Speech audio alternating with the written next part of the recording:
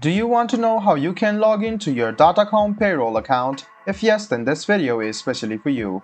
Hello and welcome to How to Log In. It's your host back again with yet another interesting tutorial video. In this video, I'm going to teach you how you can log into your Datacom Payroll login account. So go ahead and search for Datacom Payroll login on your browser and then click on the first link which appears on your screen.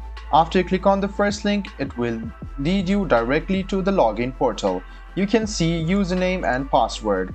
The first step is to write down your username or email address in this box, which is the first one over here. The second step is to write down your password. And the third step is to check your password by clicking on this button. And the final step is to click login. If your username and password matches your Datacom account, you can click login and then you can successfully log into your Datacom Payroll account. If you have forgotten your password, this is the link for you to recover your password. So, I hope this video about how you can log into your Datacom Payroll account was helpful for you. If you still have any kind of confusion, please do mention us on the comment section down below. Like the video, subscribe to the channel and do hit the bell button for more. Hope to see you in the next video as well. Until then, goodbye, take care and make sure you enjoy.